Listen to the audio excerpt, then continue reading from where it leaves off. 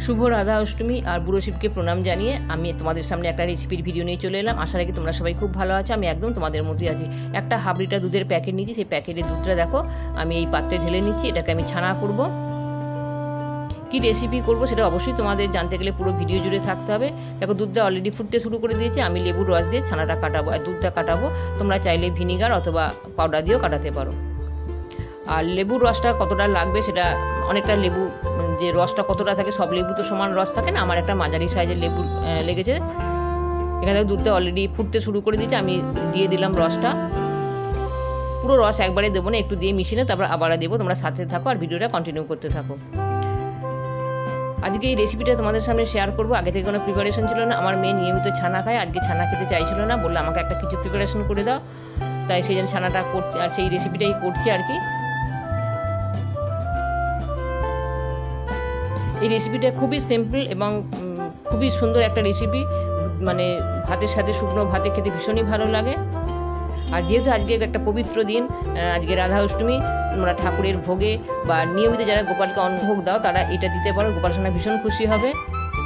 তাই ভাবলাম যেহেতু পবিত্র দিন, তার মেয়েও যখন খেতে চাইলো তাহলে আমি এটা আজকেই আপলোড করি। মানে করলাম, যেহেতু ভিডিওটা শ্যুট করলাম আর আপলোডও করে দিলাম। দেখো টিফিন বাটিটা নিয়েছি, একটু জল ছিল ফেলে দিলাম। আর দেখো ওই অর্ধেক যে মানে হাফ লিটার দুধের ছানাটা আমি কিন্তু পুরোটা নিয়ে নিই। দেখো এখানে আছে 4 চামচের 1 চামচ সাদা সর্ষে, 1.5 চামচ পোস্ত, এখানে আছে গাজর আর ক্যাপসিকাম কুচি, কাঁচা লঙ্কা কুচি।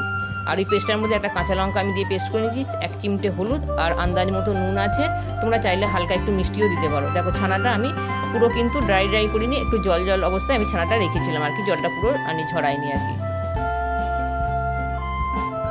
এবার এটা দিয়ে দিলাম। আর এই যে মশলা ধোয়ার বাটিতে যে মশলা ছিল সেই ধোয়া জলটা কিন্তু আমি দিচ্ছি না, যেহেতু আমি জল জল রেখেছিলাম ছানাটা। তোমরা যারা জলটা বেশি ঝরিয়ে ফেলো, একটু শুকনো শুকনো করে ফেলো, তারা ওই মশলা যে থাকবে বাটিতে সেটা ধোয়া জলটা দিয়ে দেবে। কাঁচা লঙ্কা দিলাম। ঝালটা যার যেরকম যেরকম ঝাল খাও সেরকম দেবে, তবে তো খুব বেশি ঝাল ভালো লাগবে না।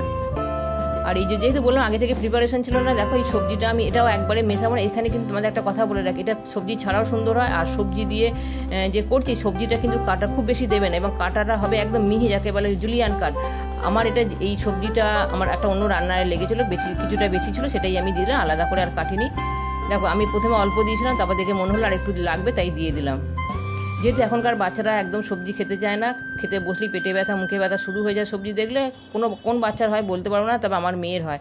আর আজকে আমি একটু শয়তানি করলাম, যেহেতু ছানা পনিরের যে কোনো রেসিপিও খেতে পছন্দ করে, তাই আমি ওদের দিয়ে দিলাম।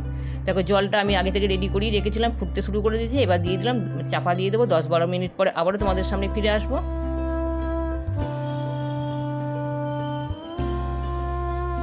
তোমাদের ওখানে একটা ভুলে গেছি বলতে, মিশ্রণটা যখন মেশাবে যখন সবজি, তখন ওতে একটু 1 চামচ মানে চায়ের চামচে 1 চামচ সর্ষের তেল এটাতে মেশাতে হবে আর কি। দেখো এটা গরম আছে, খুলছি আমি। উপরটা একটু ড্রাই লাগছে। সার্ভ করবার সময় অবশ্যই তোমরা মিশিয়ে নেবে, তাহলে ব্যালেন্সটা সুন্দর হয়ে যাবে। তাহলে আমাদের হয়ে গেল আমার ছানা ভাপা উইথ ভেজিটেবলস। খুব সুন্দর একটা রেসিপি, তোমরা অবশ্যই করবে। ফিরে আসবো কোনো একটা নতুন ভিডিও নিয়ে। তোমরা সবাই খুব ভালো থাকবে, আশা করবো তোমরা ভালো থাকবে, সেই আশা নিয়ে ফিরে যাচ্ছে, আবারও আসবো।